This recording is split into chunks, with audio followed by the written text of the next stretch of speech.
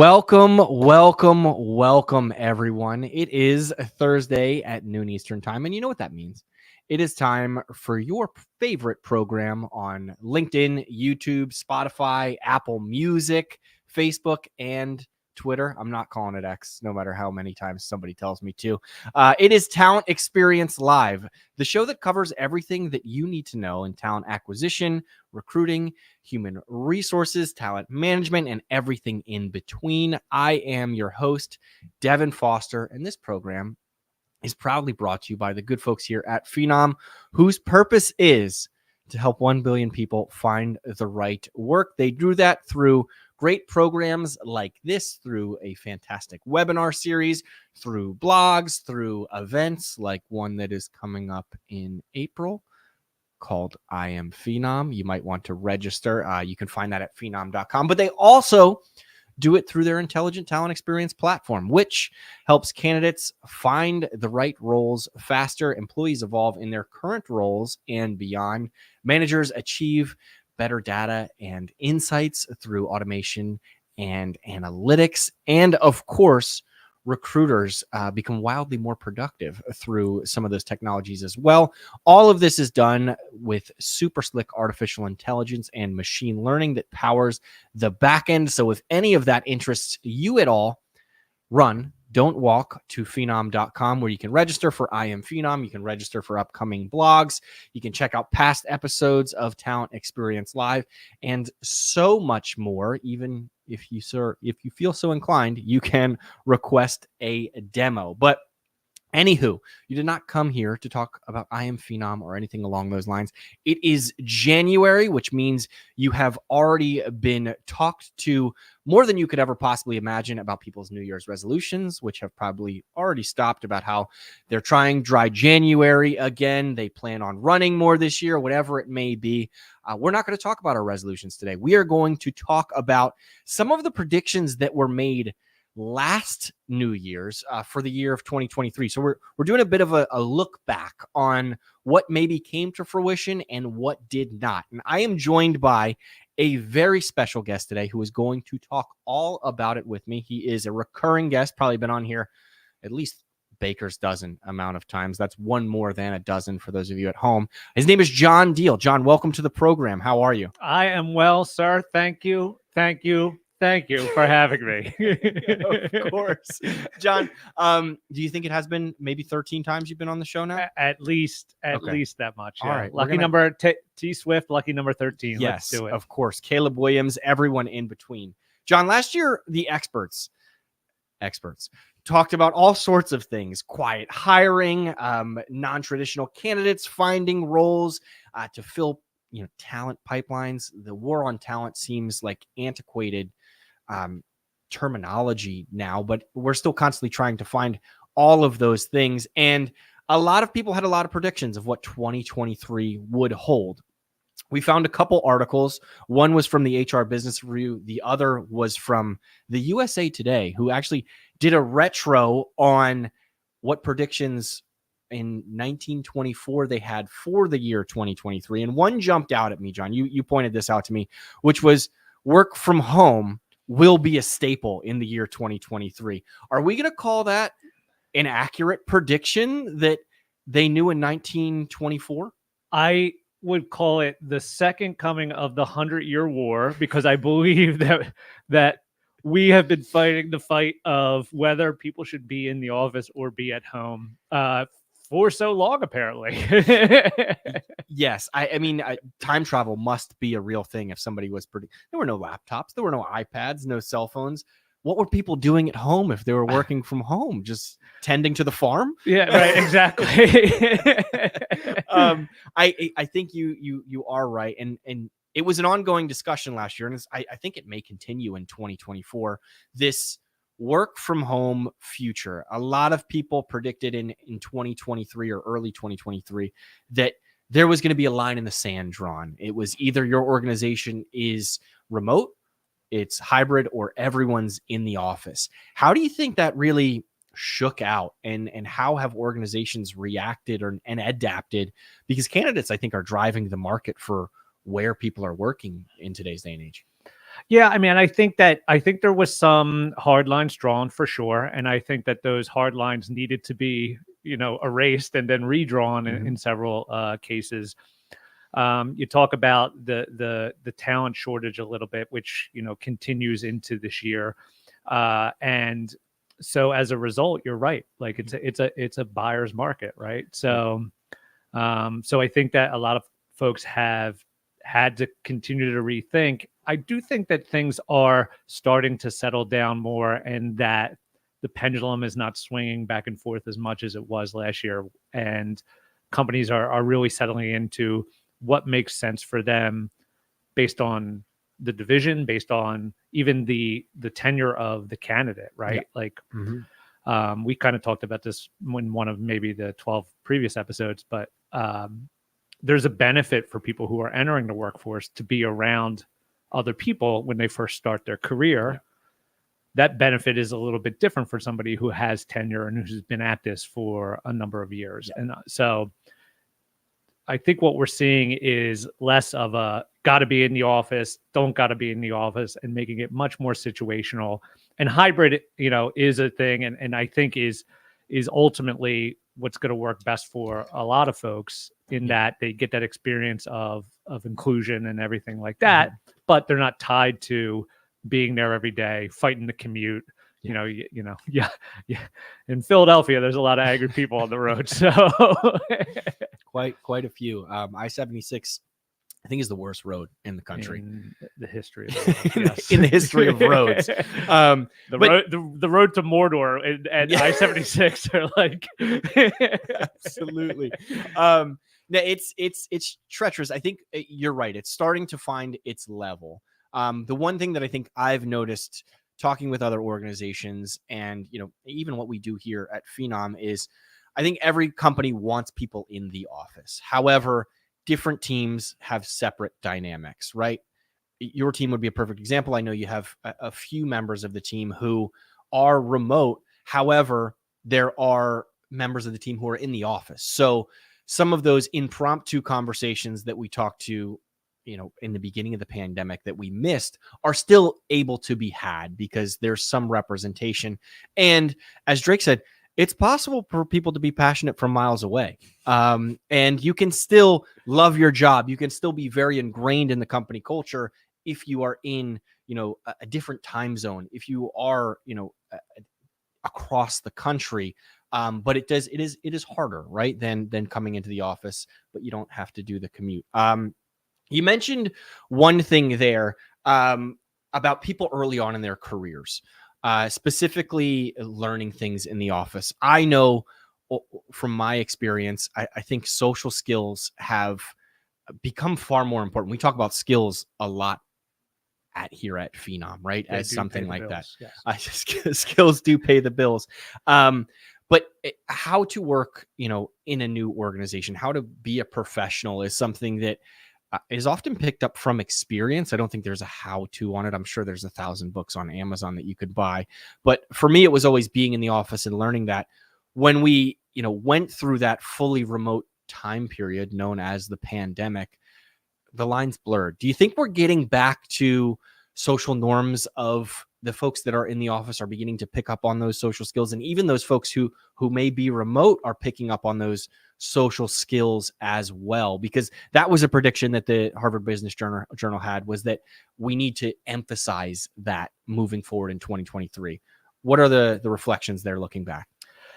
Yeah, it's interesting because I think that certainly the lines are blurred, right? Like many moons ago when I started my job, I was in an office and there was a dress code even, right?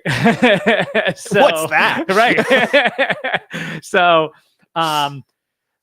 I think, but it was very easy, if you ever see the show Severance on Apple TV. I'm not paid by them, but I will plug it. But it was very easy to separate your work self from your home self and understand, like, okay, when I'm at work, I act this way, and then when I'm at home, I act this way. But when you're sitting on the same couch with your laptop that you watch sports on, or or hang out with your buddies on, you're absolutely right that it gets a little bit harder to separate, like, okay, here's how I should be acting in a work environment versus here's how I should be acting in a home environment. So, and fortunately, I think companies have relaxed a little bit in, like the uniform and the shirt and tie and things like that. I know that my wife, she works for a company that was pretty old school, and the pandemic really changed the way that they approach things. I mean, they moved to a hybrid model, which I think is good for them. They eased the business attire, and I think that's those are the good things that have come out of it. But then as a new person in the workforce, you now need to understand, like, okay, just because I'm laid back doesn't mean I'm laid back. Yeah. Right. And so that's the hard part. And like you kind of said, like the social skills, like how do you refine that when you're in that kind of a back and forth situation of being in your house and working, and how you interact with people. So it's complicated, but it is a skill set that companies need to be able to support. So right, like, so that this to me is just another onboarding activity that needs to take place. Right, it's not just simply, all right, I'm going to sign a handbook that says I'm not going to, like, curse or do it. Right, it's more like, hey, this is your environment. Here's how you should act in that environment. And so I think it's not only on the candidate to figure that out. Responsibly, it's on the organizations to say, the nature of work has changed. Here's how we should onboard these people appropriately. Yeah. I mean, I remember a time in a place where I worked for an organization that referred to, at company events, CLMs, they were called, which are career limiting moves. Now, you can interpret that in any way that you'd like to, but it could be perhaps enjoying yourself a little bit too much. It could be saying the wrong thing to the wrong person, having a conversation, that isn't work appropriate. Maybe it's something about a movie, right? Or something along those lines. I've tried to talk to multiple people about Saltburn, and that's not a work appropriate conversation, I have found out. But nonetheless, those things, I think, do need to be outlined, and it's a bit of a gray area, but being upfront with it and having those conversations, managers having those conversations in the forefront, is going to help us into the future. But as far as a prediction of last year, I think it certainly was accurate, right? That they needed to emphasize that. And we're seeing organizations do that, especially, you mentioned the blurred line specifically from, I'm sitting on my couch all day, I'm working, and now I'm going to watch a movie. I'm going to watch SportsCenter or whatever it may be as soon as the clock hits 5. I think we're moving towards, as people start to get into the office and things like that, those lines are becoming a bit more rigid. But you mentioned the show Severance there. And it's interesting because it almost touches a lot on mental health, right? On the difference of what happens at work and then leaving the work stresses kind of at the office and then bringing them home. Mental health was something we talked about throughout the entire pandemic.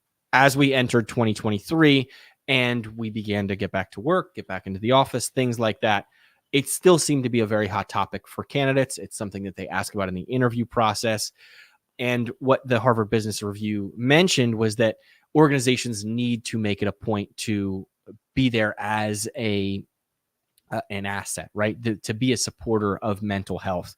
Do you think organizations have done that so far, or looking back on 2023, where it comes to helping people who may be struggling, with personal things or with stress at work or whatever the case may be?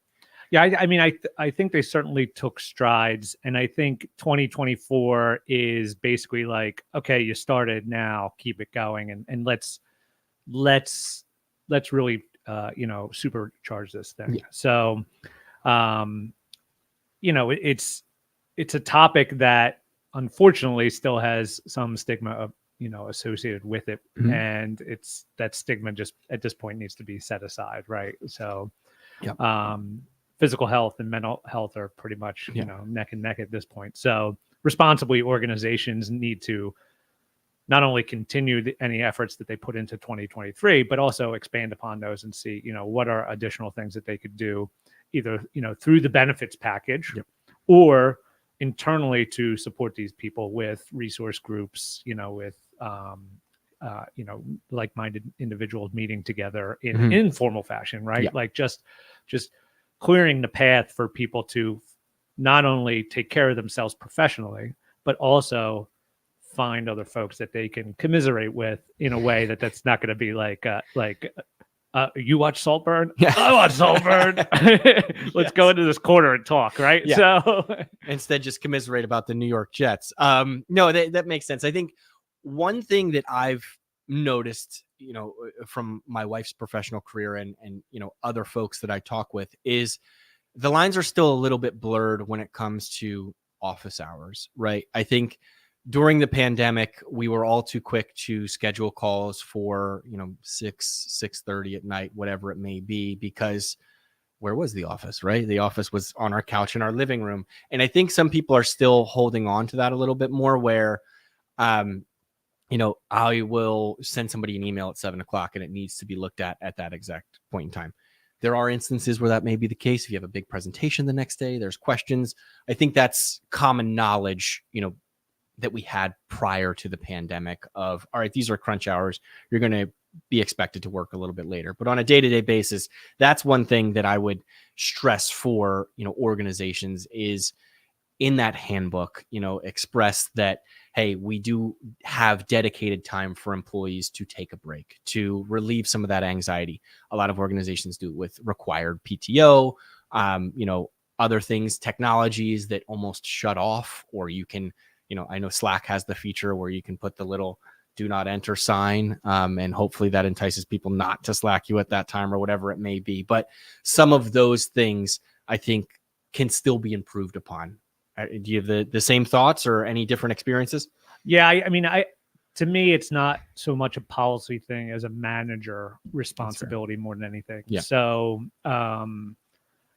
requiring PTO if your team is going to be online slacking anyway, you know what I mean? Or even if you're just like a high-powered individual who's just like, oh, I'm going to take my day off to catch up on emails, right? Like that's my day off, right? So it really needs to be more of a ingrained philosophy in the organization and needs to be pushed down to the manager level so that they can promote the right attitudes with their teams. Absolutely. Right. And so that's really where I think it lives. I think that it ties right back to what we talked about with the hybrid work environment, what we talked about with mental health. Like this is now where the two of those kind of meet, right? Where your location is not changing at all. And so you're not able to know when to shut it on, or turn it on, or shut it off. Shut it on.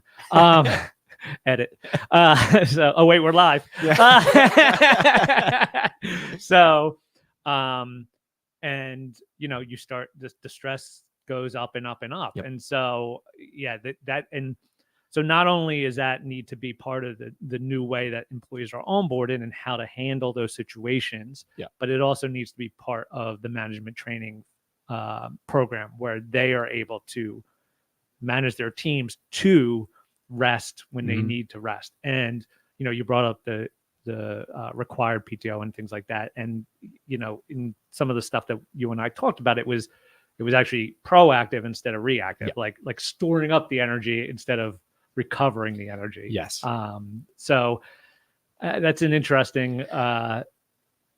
It's a balancing act, right? Just like everything else that we're probably going to talk about, throughout the rest of this episode, because every individual is different. Every individual has different expectations and different requirements for what it takes for them to do their job. Some folks, they may get that burst of an idea at 7-8 o'clock at night and they want to share it with an individual, right?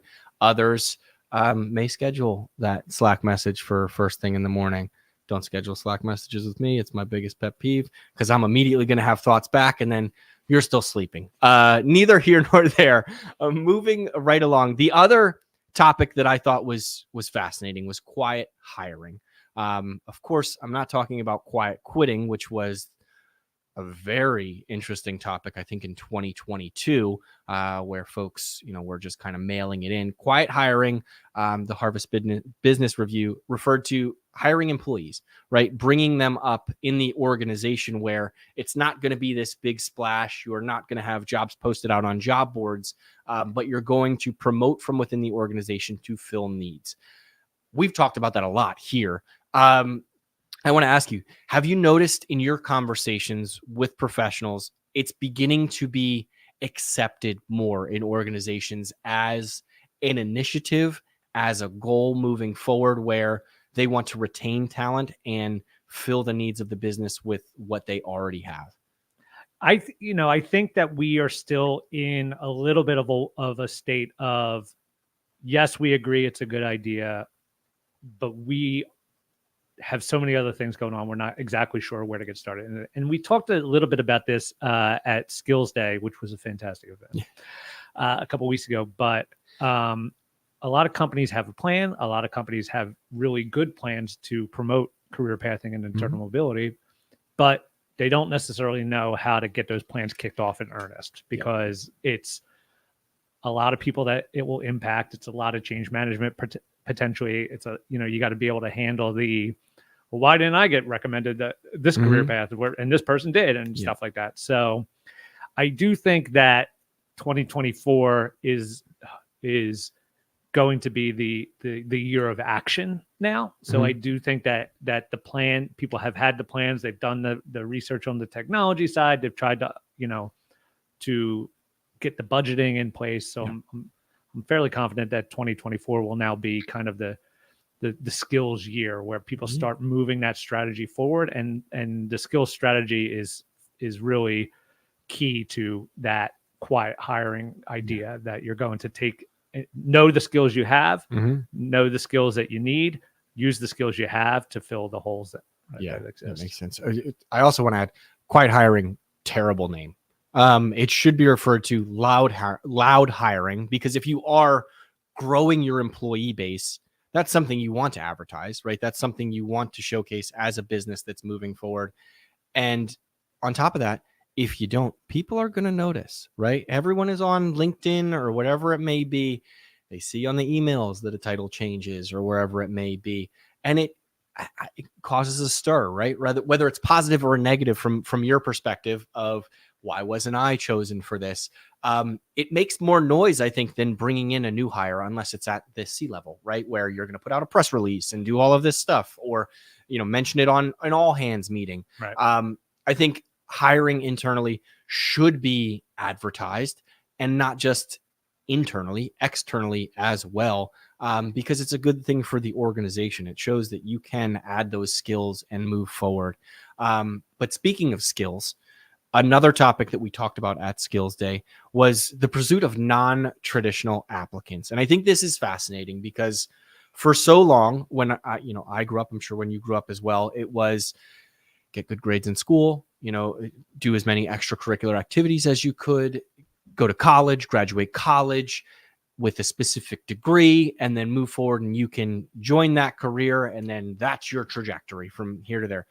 Probably a lot of lawyers in the world who took that route just because that was the path that they were on, or maybe the path that their parents put their them on. mother probably put that in their head, if I had to guess. But the idea of having someone, in the workforce who may have worked their way up through an organization, or may have had transferable skills for a role, is this something that you've noticed in 2023, where organizations are willing to have a conversation with somebody who maybe doesn't have a degree in marketing, right? They have a degree in fine arts, but they would like to be a product marketer or whatever it may be, because they've attained those skills. Are we venturing on that path where the traditional background may not be as important as the skills that candidates bring to the table? Yeah, I think that 2023 kind of set the stage for the need to do that. And as I kind of mentioned, that 2024 being the year of action, putting that skills strategy into effect will certainly give those companies the flexibility they need to move away from where's your degree from to what can you do for me?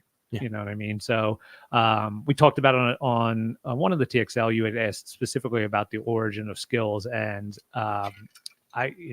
for me, origin doesn't matter. It's more proficiency, Yeah. right? So, and it's like, I don't know if we brought this up before, but like as a parent, it's like, well, are they going to college? Yeah. Or straight to the WNBA? Yeah. Right. No, What do we do with the 529 money? right. at that point? I'm already thinking about it. I have a shore house lined up. How do I get around that? Yeah. No, I think you're right, where it doesn't matter where the skills come from. We all gather skills in our everyday lives, right? Think about relationships. That's a negotiation within itself sometimes as to what you're going to do for the weekend or what you're going to have for dinner, right? Those are skills that may not be apples to apples where it comes to negotiation in a workplace setting, but you're going to understand, combined with maybe some of those social skills that we talked about earlier, as to what's appropriate to bring up and what's not. All of a sudden, you're building up a candidate or an employee who can be in a sales position. And maybe the marriage or significant other example isn't the best one, but I know here at Phenom, we have a number of people who are in educational backgrounds who have taken those skills and now applied them into a plethora of different roles, whether it be customer success, sales, or even education. And, that says something where it's, oh, you were in education. You don't have to continue on that path and spend 30 years dealing with yelling kids like my child, who's going to go to the WNBA anyway. So, grades don't matter. But I want to ask you specifically. I sent a letter from the WNBA. Dear sir, grades do matter. Please do not promote that. I hope I get that letter because, John, I graduated with a 2.2 GPA. They don't matter. And here I am. And I made it. No, grades do matter. Kids stay in school. Wait, you can wink. Yeah. Just a wink. Stay in school because we didn't have tools like AI, John, that could write our papers for us. Talking about the skills conversation, AI has, I think, completely turned the world on its head, right? Generative AI is something we all kind of thought about at some point, whether it's from movies or pop culture. It's here now, right? It is writing resumes. It is doing all sorts of things. How much does that allow for folks to upskill in the sense where research becomes a little bit simpler? Obviously, you want to check your work and make sure it's coming from factual places. But AI as a whole, has it impacted the skills conversation the way that you anticipated it? Maybe not the audience, but you anticipated it in 2023.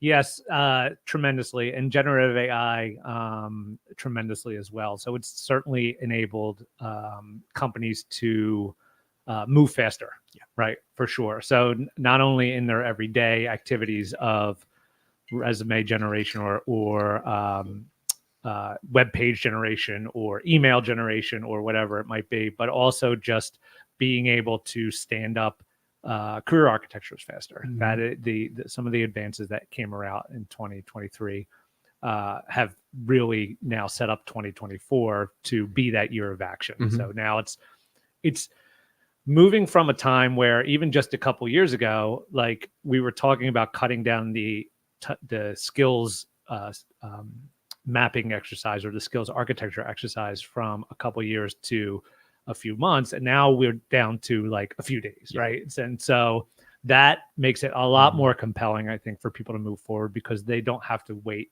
to gain value. And so I think because of what we saw in 2023 and how that was adopted into the skills conversation, that will help facilitate that action in 2024 for sure.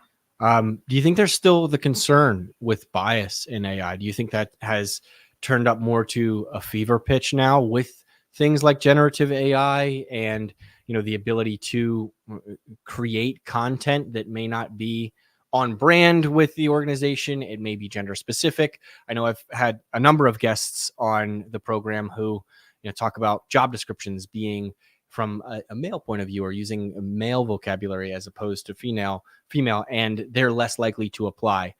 We've always had a concern about bias with regards to artificial intelligence.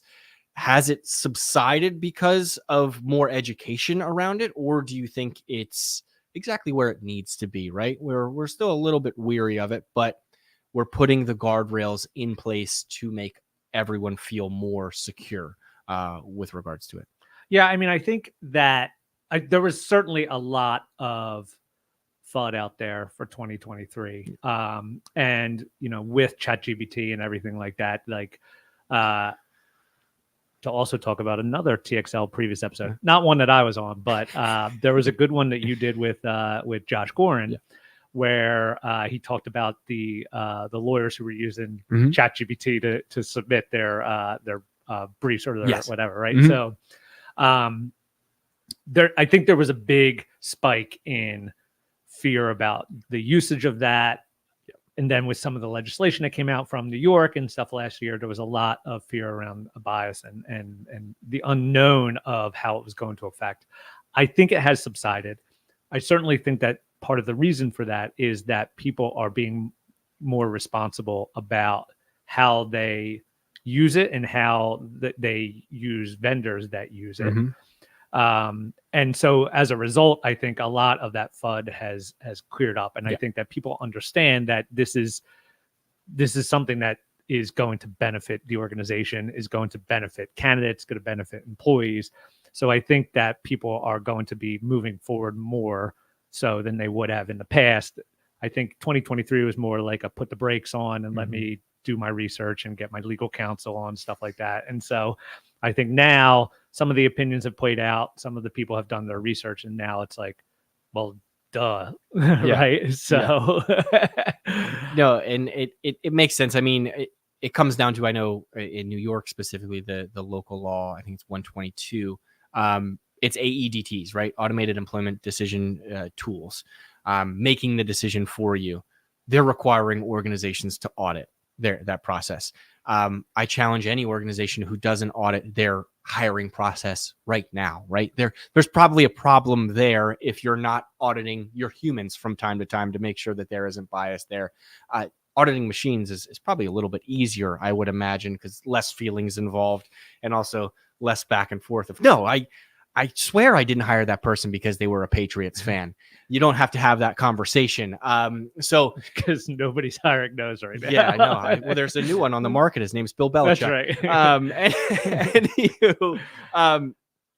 I mean, I would hire him. He may not meet the dress code requirements. That's true. He's a big hoodie guy. No, as we get more and more familiar with it, we are going to be less and less fearful, right? I believe what you're alluding to is we were scared because it all happened so fast, right? I think everyone was like, jobs are going to be gone. We're not going to need humans anymore. People can work from home forever and tend to the farm. What do you anticipate, not to get too into 2024, but with litigation and things like that and how it's going to impact the bias aspect of AI? I know we talk a lot about the automated employment decision-making tools, more of the same in 2024, you would imagine. I think it would be tough to say that this concept is solely exclusive to 2023. Yeah, I think you'll see litigation continue to roll out. I mean, obviously Europe's finalizing their take on things. We have 50 states, and I think we have less than half of them that have rolled anything out. So I imagine that you'll see that roll out. It's a tool. It's not meant to go and do things by itself. It's just meant to help. And so that's really what it comes down to at the end of the day, is that the responsible use of artificial intelligence still has a human in the loop, right? So and by the way, humans are all biased. So yes, they are. So to me, the way to combat bias is the same way to combat the whole forced rest thing. Is really cultural, right? Push it down to the management level so that they can responsibly tell their teams how they should be using the tools and how they should be avoiding being non-inclusive. No, that makes total sense. I know we talked a bit about 2024 there. We obviously want to talk about it more, right? Is there a place where people can go where Phenom and maybe some other folks are discussing trends or predictions for 2024 in the coming weeks? Well, trends for sure, because Okay. I think we've already moved past prediction. We know what's going to happen. That's how confident ChatGPT, we are. and it gave us the just answers. gave us the answer automatically. Then we just published it right to the website. I did a simulation in Madden, know exactly who's going to win the Super Bowl, John. That's right. I did a walkthrough. So, yeah, I mean, I'm excited. Next week, we're going to be running a webinar with Jen Bombardier and Justin Foster from Radian, one of our Phenom customers. And we're going to be talking about trends for 2024. And, I think you'll hear a little bit of some of the stuff we talked about and how they perceive it as it relates to being in the roles of talent acquisition, of people experience and people solutions. So so we'll get into the nitty gritty with them and really dig into 2024. And then, next year at this time, we could see how many we like the USA Today, right? Are horses extinct? Horses are not extinct yet. They probably could be, though. My daughter would be devastated. I know. So would Vegas. Yes. A lot of horse gambling out there. Anyway, John, this has been a fantastic conversation as always. Love the pullover. It's cardigan. Thanks for noticing. I didn't know if you were giving it to me or you were going to complete it. Sometimes you do that. You go sometimes right I into do. I just make my own jokes. This has been a blast as always. Tune in next week. I believe we're going to talk about the annual review process. It's an annual show that we have here on this program. We bring on a different JD. Just he goes by 2 letters. He's going to talk about some of the conversations that should be had during review processes, maybe some of the conversations that shouldn't be, as you look forward to your conversation with your managers or perhaps subordinates in the coming weeks. But I hope everyone has a fantastic Thursday. Enjoy your weekend. Have fun watching the NFL playoffs this year. But don't forget, I already ran the simulation in Madden, so I know who's going to win all the games. Thanks so much. Have a great day. We'll see you soon.